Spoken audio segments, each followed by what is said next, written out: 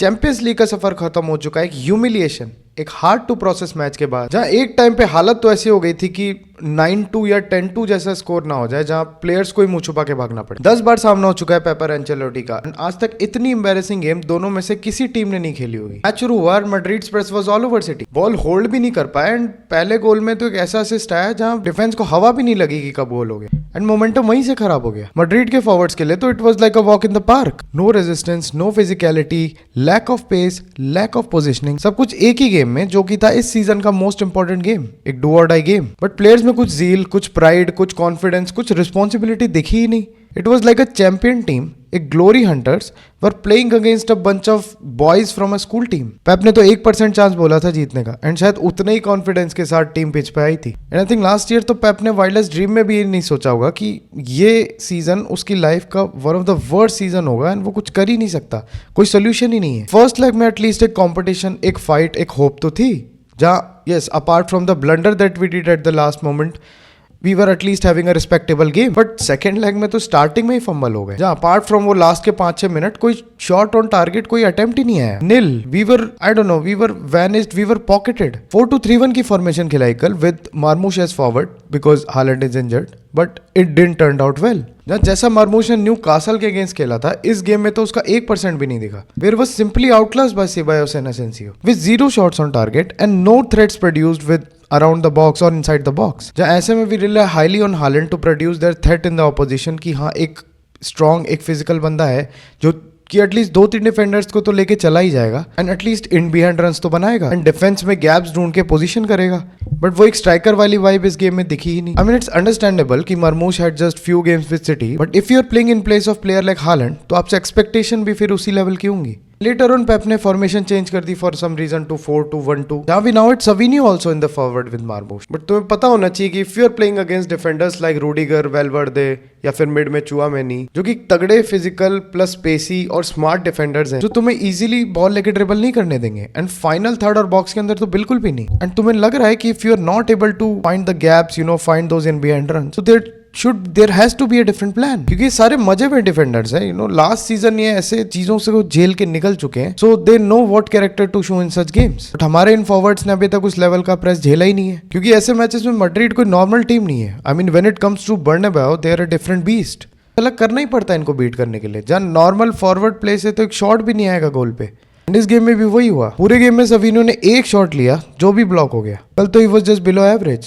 I mean we expect Savinho to do some dribbles, you know, जिस type की performances वो करते आ रहे हैं अभी लास्ट के मैचेस में, एटलीस्ट उसकी कुछ झलक, at least 25% we expected.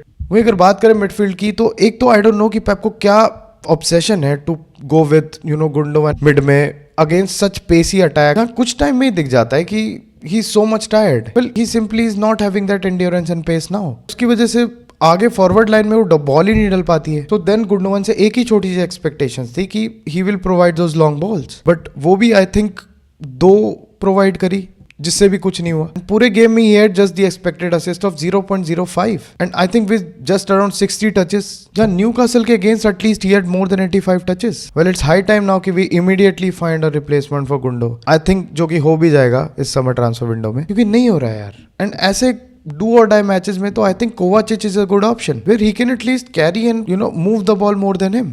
And same with Bernardo, जहां आई डोंट नो बर्नार्डो को किस प्रोफाइल का प्लेयर पेप बनाना चाह रहा है, जहां he always expect him to play as a winger, where he is not a winger.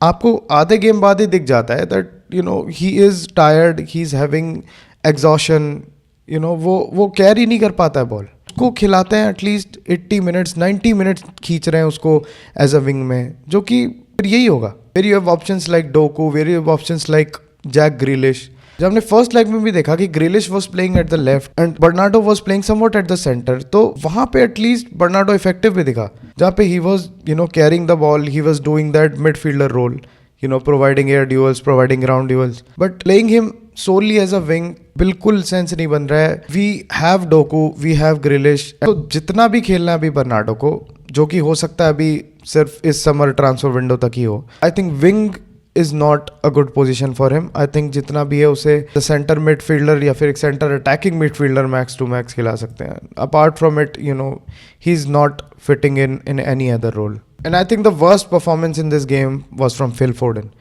फोर्डन का तो आई डोंट नो, सीजन का ऑलमोस्ट हाफ हो चुका है, चैंपियंस लीग भी गया अब तो, बट फोर्डन का कमबैक ही नहीं हो पा रहा है। It's so tough to watch that a player like him is unable to hold the ball and move forward. अब कोई भी गेम उठा के देख लेना अभी recently, he is just trying to do a cut back, going to the centre and taking a strike from outside the box और just near the box. और ये इतना प्रेडिक्टेबल हो गया है जहाँ 80% टाइम वो यही करेंगे and every team knows this. क्योंकि हाँ, लास्ट सीजन में काम कर रही थी बट इस सीजन में ये काम नहीं कर रही है। So he need to adapt, he need to change, and वो भी ऐसे मैच में जहाँ all the expectations is from player like him. He had 0 crosses in the game and 0 assists. वहीं I think second worst was Guardiola, जिसको कल धूल चटा दी, जिसका एंकल ब्रेक कर दिया कल एम्बापे ने, जिसको हवा ही नहीं, समझ ही नहीं आ रहा था कि एम्बापे को टैकल कैसे करें। He was all puzzled standing there. जहाँ पे पेप ने ग्वार्डियोल को एक फुल बैक का रोल दे रखा है, where he can do the defending, do the pressing and also he can play forward, you know, he can take strikes. But इस मैच में तो he was nowhere, pocketed by the defense of Valverde and Rodrigo, and I think he should realize that he's a very important part of defense. I mean, ऐसी profiles के player बहुत कम आते हैं and Pep knows this.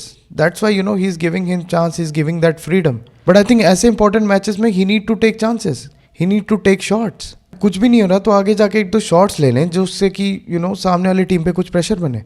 And stones की कल वापस एक serious injury हो गई है। आई थिंक ये वापस एक ACL इंजरी है and I think he'll be gone for some long time, which is obviously again not a good sign. So ऐसे में now we are relying highly on our captain, on our man, on our badge holder Ruben Dias.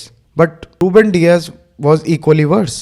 जब first goal में हमने देखा कि वेलवर्दे की वो exceptional ball आ रही है एंड विदाउट सोचे समझे कि आगे पीछे कोई प्रेसिंग है या फिर पीछे कोई बंदा प्रेजेंट है या नहीं, even keeper was forward, he just through his body and didn't even made the contact with the ball, जिसके कारण एम्बापे ने किया एक प्यारा सा फिनिश और मिला उसको पहला गोल। बट वही अनएक्सपेक्टेडली सबसे अच्छी परफॉर्मेंस डिलीवर करी खुसेनोव ने राइट बैक में। जहाँ शुरू में he was a bit fumbling, but उसके बाद उसने दिखाया अपना pace, physicality, the way he was clearing the ball and the way he was pocketing Vinicius Junior. इसके कारण हमारे एटलीस्ट 2-3 गोल्स बच गए, नहीं तो कल एटलीस्ट 5-6 गोल्स तो ही जाते। एंड वो इसने आगे जाके एक शॉट भी लिया, क्योंकि एक थिंक एक इकलौता हाईलाइट था हमारे लिए। एंड वही बात करें अगर निको गोंजालेस की, you know our mini Rodri, शुरू में अ बिट इम्पैक्टफुल बट उसके बाद तो he was clueless, just throwing away the ball और फ्रस्ट्रेशन में was just doing the fouls. Well I know अभी you know Nico Gonzalez is just settling in, I know he is playing his one of the initial games और वो भी कितना high intensity game, but